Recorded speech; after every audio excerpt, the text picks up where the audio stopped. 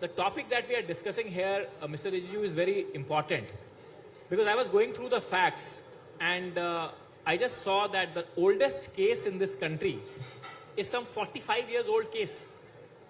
And there are millions of cases, millions, Mr. Rijiju, millions of cases that are stuck in lower courts, trial courts, even High Court. Even at the level of High Court and Supreme Court, the pendency is almost unacceptable, Mr. Rijiju. Thank you very much for inviting me to the Times Now Summit. First of all, the observations which you have made about the pendency in the courts of India is absolutely correct. And the Supreme Court of India itself has close to 70,000 pendency, and High Courts close to 70 lakhs. And then, of course, more than 4 crore 26 lakhs cases pending in the lower courts. This is a worrisome when we talk about justice to the people, and that too timely delivery of justice is so critical, because delaying in justice amounts to denying of justice. So as a Minister for Law and Justice, my immediate concern is how to make the Indian judiciary robust enough to ensure that, number one, the pendency which are there for long years are taken care of, and the future pendency also is taken care of. So there's a larger issue involved in it. We can look at it from multiple dimensions, but the core issue is we must address this burning issue. Yes, but Mr. Rijiju, if this issue has to be addressed, most neutral observers will say that in a country of India's size, in a country of India's population, you need to make more investment in judicial infrastructure. Now, I have the numbers that have been put out by the PIB, and you have replied in Parliament also. In 2019-20, we were spending 990 crore rupees on judicial schemes, infrastructure schemes. It has come down, Mr. Rijiju, to 692 crore rupees. Now, if you see the judicial infrastructure and the responsibilities of the governments, it is very clear that for Supreme Court there is a separate budget. For the High Courts, there are budgets by the state governments where the High Court is located. And for the lower judiciary, it is to be taken care of by the respective state governments. However, the Government of India supplements it through various projects. Now, particularly the central-sponsored scheme for the creation of better infrastructure in lower judiciary, our cabinet has approved 9,000 crore last year for the next 5 years. Now, the main issue what I want to highlight is the amount of money which we have allocated is also not being utilized fully by the different state governments as well as High Court. When I talk to the chief ministers, they feel little bit of a restriction in terms of pursuing the High Courts to ensure that the money which is provided are utilized fully. Now, there is an E-committee, there are infrastructure committee, there are legal service authority committee, various committees which are headed by the judges of the High Courts. So the state government finds it difficult to engage or to ensure the High Court-led committee to implement the infrastructure on time. Now, for NALSA and other programs, there are bodies headed by the Supreme Court judges. But when it comes to the infrastructure, it is the bounded duty of the state government and to be led by the High Courts. So in the last year, during the conference of the chief ministers and the chief justices, I have made it very clear, fund is not an issue. Narendra Modi government has given adequate financial resources and budgetary allocation. But the money has to be utilized. Now, if you can't utilize the budget which has been there, lying there, in the last March ending, I frantically called up all the state governments to ensure that the funds are utilized. As a law minister, I visit the lower judiciary. I see the pathetic conditions of the infrastructure. I want there has to be proper courtrooms, lawyer rooms, residential units, toilets separate for the female, for the males, smart rooms. We need to have proper video conferencing. The financial support is all there. So that is why we have proposed that there has to be a coordination amongst the state governments and the high courts.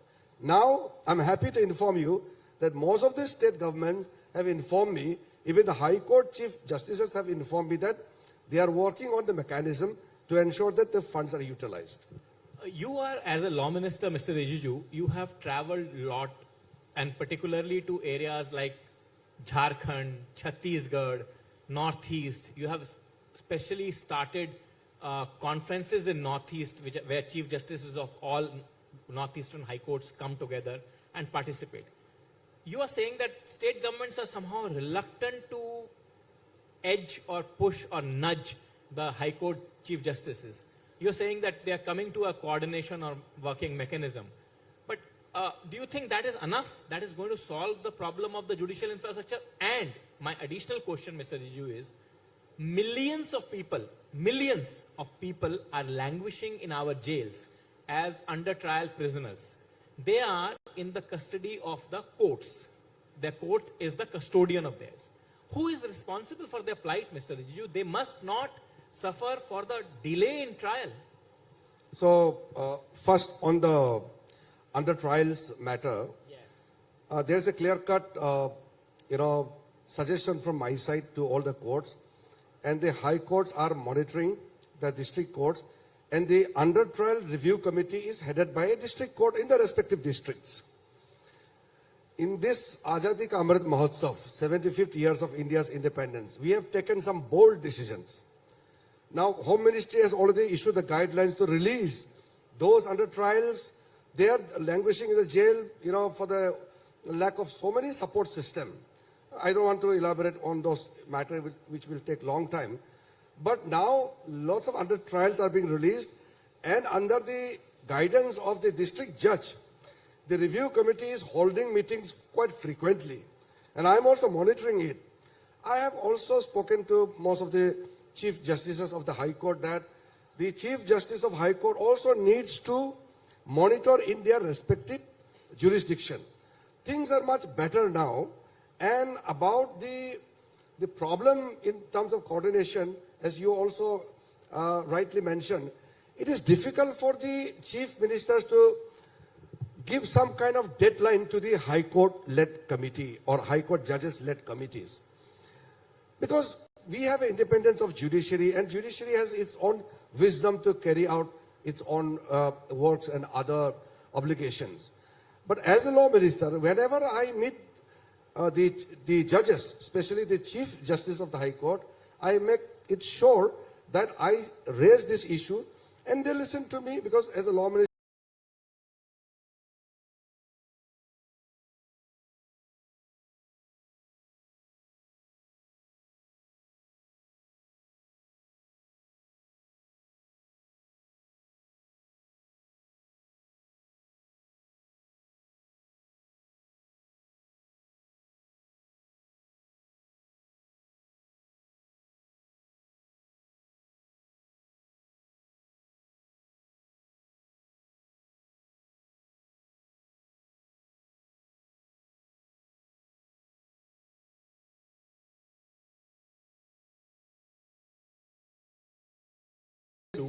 that experience somehow is not very pleasant. I mean, there is an old dictum in English which you use when you sat, that justice delayed is justice denied. I mean, when will a day come in this country? Your government has now been in power for 8+ years. You have also been a law minister now for a significant period of time. When will a day come, Mr. Rijiju, when people will have justice delivered to them like it should be delivered in a civilized modern democracy that we aspire to be or that we claim to be? see, let me be very frank with you. I have no baggage. Right. I speak out my mind, my heart. When I meet the judges of the Supreme Court or lower judiciary or high courts, I make it very clear that let us not cover ourselves into this untouchable, unconnected, or in the name of separation of powers, judiciary should stay far away from the government, and also, not able to come together to address the burning issues. Now we are discussing very openly. When we talk about access to justice, we must have the vehicle to ensure the access of justice is equitable, just and fair and in transparent manner.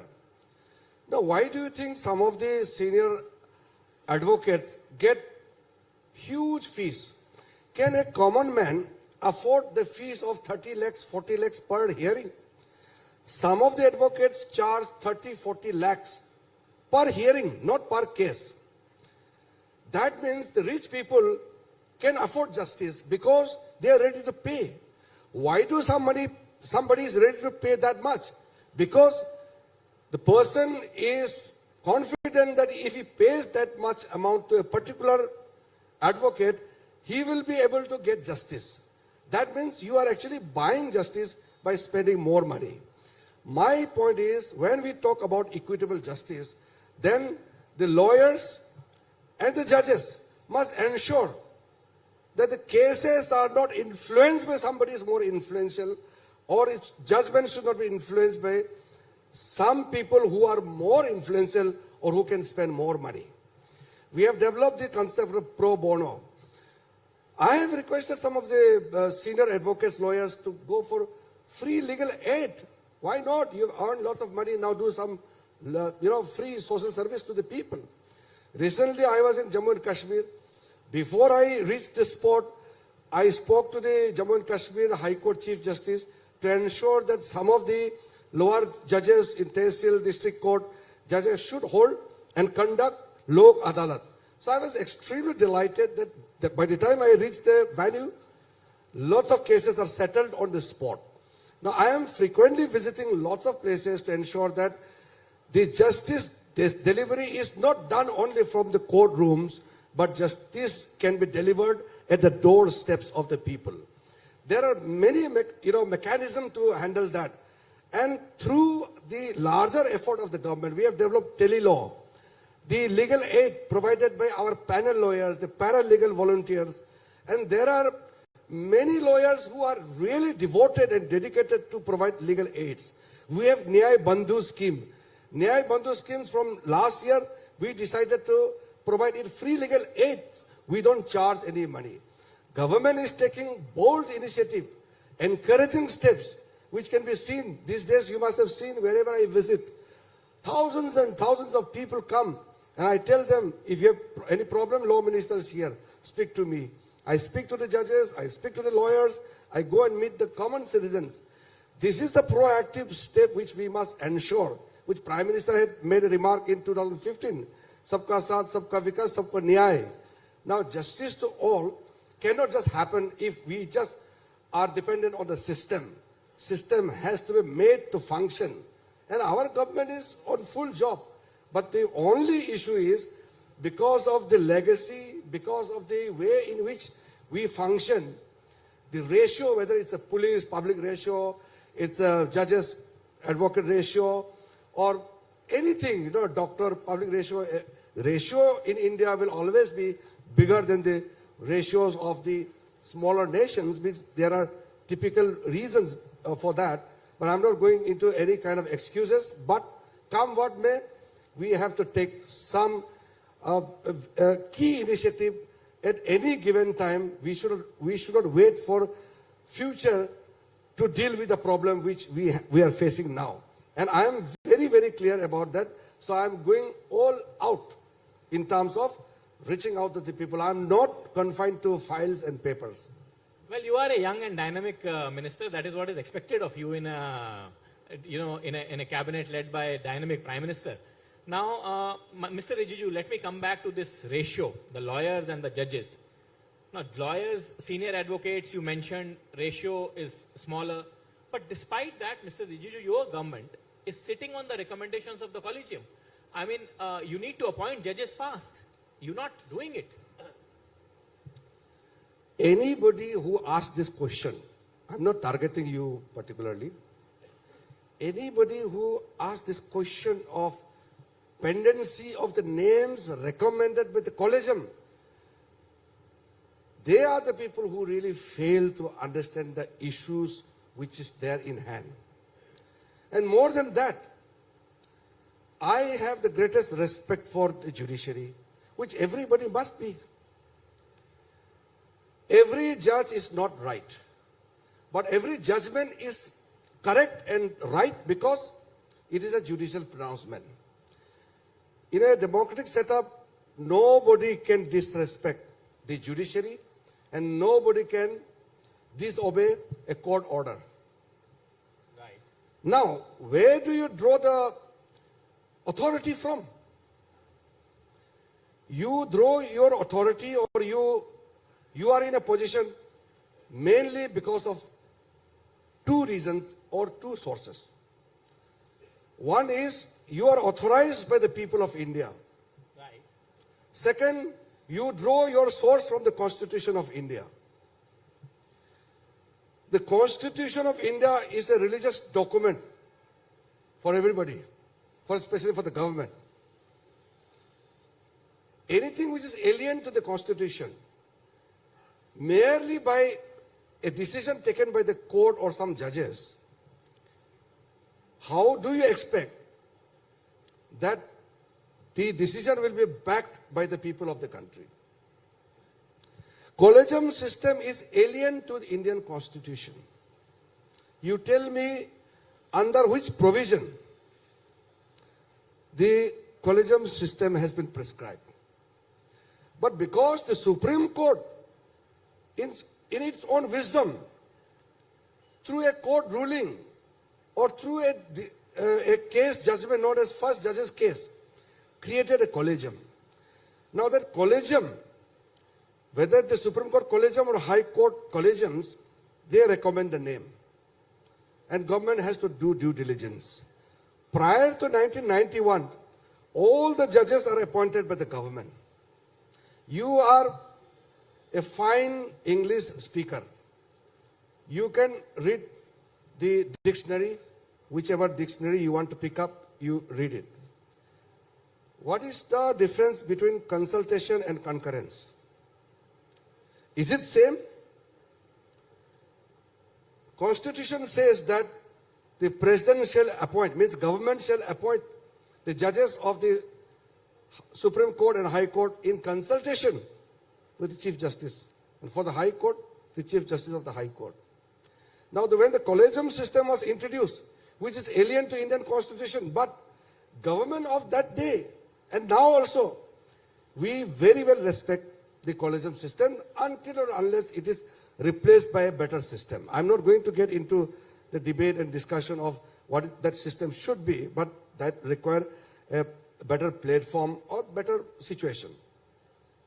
What I'm saying is, as long as the collegium system is prevailing, I have to respect the system.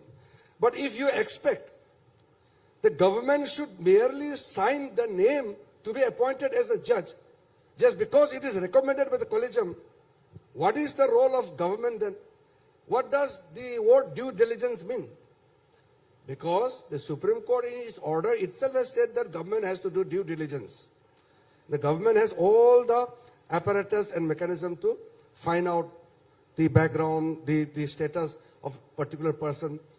Because a person who is to be appointed as a judge of High Court, High Courts or Supreme Court, or any law judiciary, he should be qualified, good enough. But I don't want to criticize the collegium just because I don't like it. But I just want to point out that there are loopholes, there are things, people are now raising voices that this system is not transparent, bit of opacity is there, and also there is no accountability. So government is doing certain things which government is expected to do. So never say that government is sitting on the files. Then don't send the files to the government. You appoint yourself, you run the show then. So the system doesn't function. Government and judiciary, the executive and judiciary will have to work together. Together we are serving the nation. There's no question of any tough war. There's no question of any fight for supremacy. It's a question of service to the nation. I am bound by the provisions of the Constitution of India. If anything is alien to Constitution of India or the provisions laid in the Constitution of India, this is bound to raise questions. And as a law and justice minister, I don't disrespect any system which is in place, but I will always strive for a better system which can replace the system which is considered not perfect. Well, you can see from the response of the public that it has been very well put. I need not say it. But, Mr. Rijiju, you respect the collegium system. Unfortunately, there is always a controversy that happens around the appointments of the collegium system. Now, even today as we talk, there is an incident in the Gujarat High Court about which you have commented yourself. I am taking you there. You have said that if these kind of instances happen, what will happen of the institution?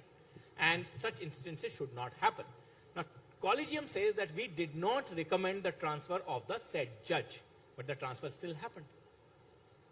Now, this is a bit a sensitive matter. Let me be very careful in what I say. Yes. You are a fine lawyer. You are a lawyer by education, Mr. Rijiju, so you. No, what I stated was in front of Chief Justice was with me when I made this statement. I find collegium system not perfect, okay, but I have to honor it. The collegium system appoints the judges and also recommends judges for transfer and posting. Of course, appointment is finally done by the government. Right. So appointment and transfer of judges. Now, on what basis a judge is transferred from this high court to that high court, I'm not going into the details. But what I'm saying is, fundamental issue, suppose if a judge is transferred from Andhra Pradesh High Court to Rajasthan High Court, and if the lawyers of one of the high courts protest against this decision of the collegium and shut down the court, then tomorrow for another judge there will be another protest. Now, if there is no mechanism or measures to handle this kind of situation, then in the future, this will be a recurring instances where a judge cannot be touched, because simply if a judge is transferred, there will be certainly a group of lawyers who will be supporting a particular judge. Then there will be counter agitation, there will be some reaction, and there will be some more criticism. So that is why I said, in a way, I protected the collegium by saying that if every decision is protested in this manner, then it might lead to a difficult situation in the future. So these are larger questions. I am not saying that this judgment or this particular transfer case is right or wrong, but I am saying that system should not be such that which will be very, very open to criticism or which is prone to the scrutiny of the people. I don't want the judges to be abused in social media or in public forum. Judiciary is well respected. They must be protected. It is my duty, government's responsibility, more so because I am the Minister for Law and Justice. I have a bounded duty. But if a judge involved in some kind of conduct or some kind of commentary which wrongly, touches the sentiment of the people, then we have to think that whether the judge or his judgment has crossed that Lakshman Rekha where it should not have gone. You have entered into some uncharted territory, thereby inviting criticism. That is why one must be careful. That is why I said, I also need to be careful. Everybody has to be careful. Now, my last question before I let you go, Mr. Rijiju, I know you are running late, is the fact that you said about the commentary, and you made a comment that judges must pronounce judgments. They must not make public commentary on the proceedings. As on today, Supreme Court is asking a very interesting question. It is asking that, how did the law minister choose the name of an election commissioner? That is a question that is being asked in the Supreme Court.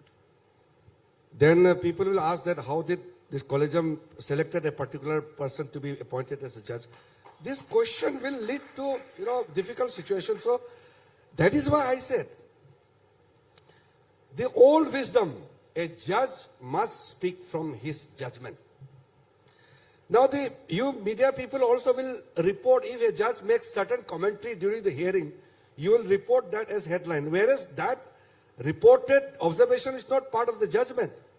But the message is gone, and the people will say that, oh, why the Supreme Court has said like that, whereas it is not the order.